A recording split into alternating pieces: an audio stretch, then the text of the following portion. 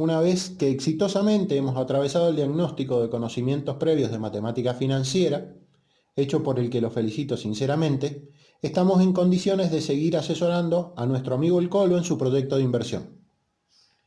Una vez que le hemos explicado que la cuenta 6 millones menos 5 millones está mal hecha porque no tiene en cuenta el tiempo, hacemos docencia con el cliente y le explicamos que para hacer los cálculos de rentabilidad debe construir el flujo de proyectos.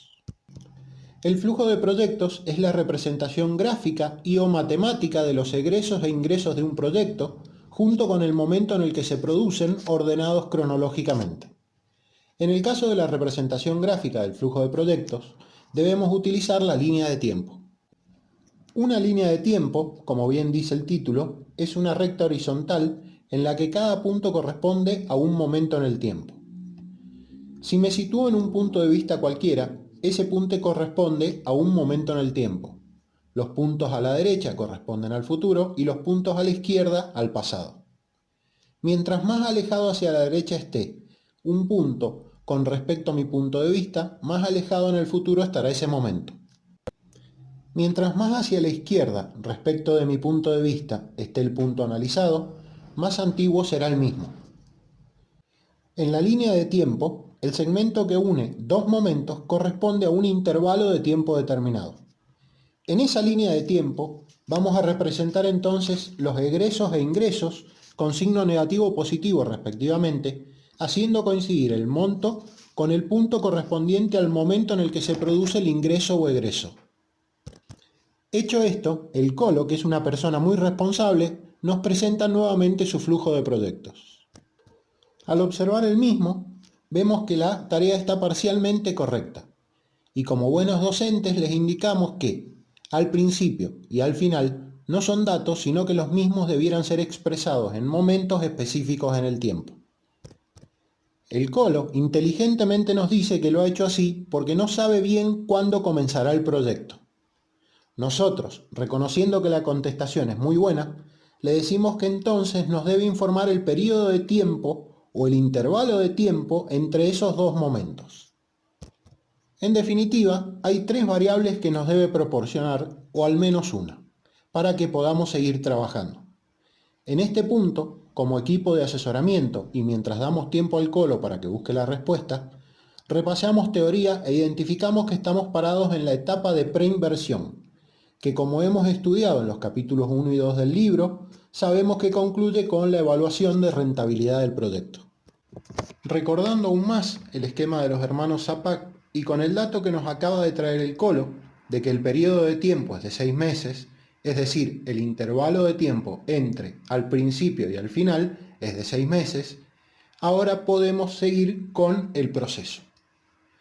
Lo que tenemos en principio es el flujo de caja construido. Así que obviamente lo que tenemos que hacer ahora, siguiendo nuestro machete, es evaluar. Tenemos los datos, sabemos matemática financiera, así que lo que tendríamos que hacer es primero determinar cuándo vamos a evaluar. Los proyectos típicamente se evalúan al inicio de la fase de operación.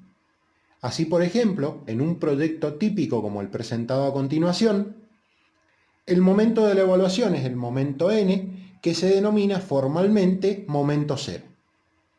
Sabiendo que debemos evaluar y cuándo hacerlo, recurriendo a nuestros brillantes conocimientos de matemática financiera, lo único que deberíamos hacer es traer los 6 millones de ingresos del final del proyecto hasta nuestro momento cero, para encontrar el valor actual o valor del momento cero utilizando la fórmula de interés compuesto. Pues no es así. Uno de los errores típicos cuando se trabaja en proyectos es creer que evaluar un proyecto es aplicar matemática financiera a un flujo de proyectos y creer que así estamos evaluando. La evaluación de proyectos es un proceso mucho más complejo y que consiste en evaluar la formulación del proyecto. En este punto vamos a desarrollar una cuestión clave. Si bien el ciclo de vida de un proyecto tiene 4 etapas, como profesional de ciencias económicas yo puedo ser el emprendedor, ser el responsable del proyecto para una empresa, ser responsable o asesor en una parte del proyecto, ser evaluador de un proyecto de terceros o evaluar ex post un proyecto concluido. En cualquiera de los casos, es sumamente importante que tenga una visión completa o una visión de conjunto de todo el proceso de formulación y evaluación de proyectos y del ciclo de vida del proyecto. Específicamente, en el caso del Colo, nosotros somos evaluadores o asesoramos en una parte del proyecto. Una vez más, lo que nosotros vamos a evaluar es la formulación. Y si bien la formulación concluye con la construcción del flujo de caja, no significa que el flujo de caja o el flujo de proyecto sea la formulación. La formulación incluye a los estudios complementarios. Entonces, como evaluadores debemos analizar la información recopilada o producida por tales informes y luego evaluar lo que se ha volcado en el flujo bajo la forma de números. En este punto entonces le consultamos amablemente a nuestro amigo el Colo si ha realizado los estudios complementarios previos a lo que nos contesta. No, pero mi amigo me dijo que ganaría 1 millón. Y le enumeramos brevemente cuáles son estos estudios de los que estamos hablando. Fundamentalmente le explicamos, haciendo docencia nuevamente, que el objetivo general de los estudios complementarios es recopilar o producir información relevante para el flujo de proyectos. Aprovechamos que nuestro interlocutor está en modo aprendizaje y le decimos que si bien, en términos generales, el flujo de proyectos incluye egresos e ingresos, otra falencia que vemos en su flujo de proyectos es que no se ha desagregado esos egresos e ingresos en los ítems en los que se divide todo flujo de proyecto. Los ítems en los que se divide todo flujo de proyecto son inversiones, costos de operación, ingresos o beneficios.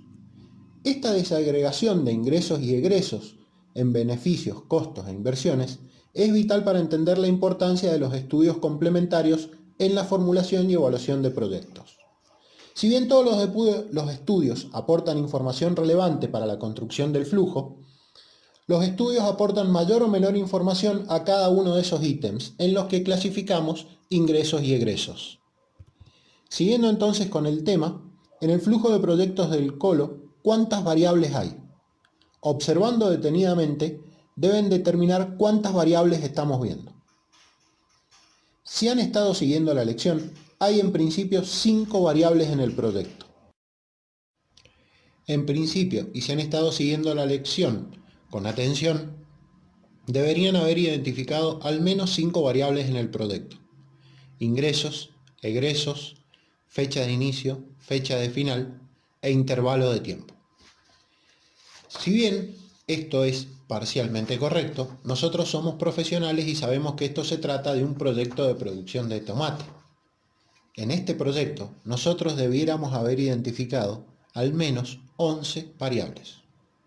¿Por qué decimos 11 variables? El ingreso, en economía, se calcula precio por cantidad. Donde nosotros vemos un número, 6 millones, en realidad deberíamos ver 2 variables, no una: precio y cantidad.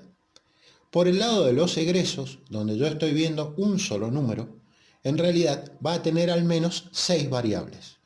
El costo de producción está formado por las cantidades utilizadas de los distintos factores productivos e insumos multiplicadas por su precio.